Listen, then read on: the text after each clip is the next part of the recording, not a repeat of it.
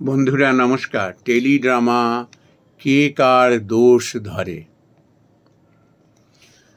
নিখিলবাবু, কি হচ্ছে বলুন তো রাজনীতির নামে? হ্যাঁ, তো একেবারে নরক যন্ত্রণা ভোগ করতে হচ্ছে আপামর মানুষকে। ছি ছি ছি, রাজনীতি এই সমস্ত ক্রিমিনালদের জায়গা? হ্যাঁ, সকাল থেকে সন্ধ্যা পর্যন্ত খালি লড়াই আর লড়াই। কে কার দোষ ত্রুটি ধরবে, কেচ্ছা কেলেঙ্কারি খুঁজে খুঁজে বার করবে, আর না থাকলে পরে তার স্ক্রিপ্ট তৈরি করে ড্রামা তৈরি করা। এই করে দেশের উন্নতি হবে? এই করে শিক্ষা ব্যবস্থার উন্নতি হবে? এই করে শিল্প স্থাপন হবে? এই করে স্বাস্থ্যের উন্নতি হবে? কে সব নিয়ে চিন্তা করছে? সারা দিন তো নিজেদের মধ্যে লড়াই, গদি আঁকড়ানোর ক্ষমতা লাভের যে নির্লজ্জ লড়াই চলে যাচ্ছে। আর এই লড়াই আমরা সকাল থেকে সন্ধ্যা পর্যন্ত দেখছি। টিভি চ্যানেলও বাদ নেই। এক একটা চ্যানেলে আমি দেখছি, সো কল্ড চ্যানেল,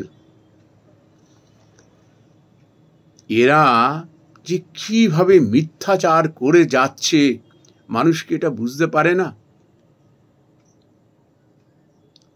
এক শ্রেণীর মানুষকে নিয়ে আসবে, লড়াই বাঁধিয়ে দেবে আলোচনার নামে, ডিবেটের নামে। তাদের যা মুখের ভাষা, বডি ল্যাঙ্গুয়েজ কি দিচ্ছে এরা এই প্রজন্মের ছেলে মেয়েদের? এই শিক্ষা আমাদের দেশে কি শিক্ষিত যোগ্য মানুষের এত অভাব?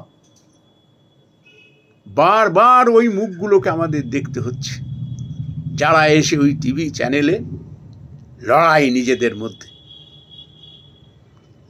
রকের ঝগড়া। ছি ছি ছি, সারা বিশ্বের মানুষ কি দেখছে বলুন তো?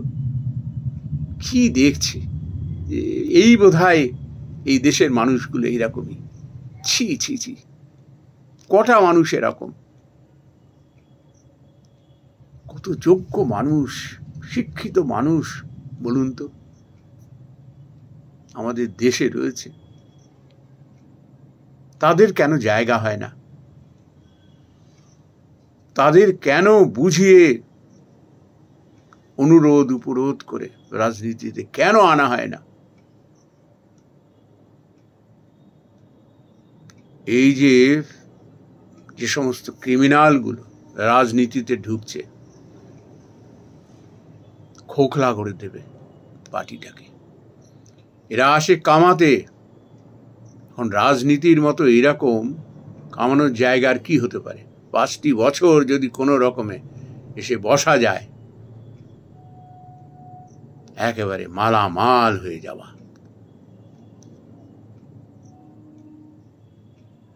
একটা কথা আছে জানেন তো, দুষ্ট গরুর থেকে শূন্য গোয়াল ভালো। Why you are not kicking out all these criminals from the party? কেন ভালো ভালো ছেলে মেয়েগুলোকে রাজনীতিতে আনা হচ্ছে না? কেন সকাল থেকে সন্ধ্যা পর্যন্ত এই সমস্ত নিজেদের মধ্যে লড়াই দেখতে হচ্ছে, কেচ্ছা কেলেঙ্কারির কথা শুনতে হচ্ছে? আমাদের সময় আমরা দেখেছি রুলিং এবং অপোজিশন কিভাবে কাঁধে কাঁধ মিলিয়ে দেশের জন্য কাজ করেছে। আর এখন সাপে নেউলে লড়াই। অপোজিশন তো নয়, যেন দেশের প্রধান শত্রু। এই করে দেশের উন্নতি হবে? তারা তো আমাদেরই দেশের মানুষ, কত যোগ্য মানুষ রয়েছে, তারা যেন শত্রু হয়ে গেছে, দেশের শত্রু। Please think over it, Nikhil Babu. Please look into the matter. মানুষ এবারে দেওয়ালে পিঠ ঠেকছে। দেশকে বাঁচান, দেশকে বাঁচান। আমি আছি আপনাদের সঙ্গে। রাজনীতি থেকে অবসর নিয়েছি মানে এই নয় যে আমি মুখ ঘুরিয়ে ফেলেছি। এই সমস্ত অন্যায় অবিচার আর সহ্য করা যাচ্ছে না। Please look into the matter. Please. নমস্কার বন্ধুরা।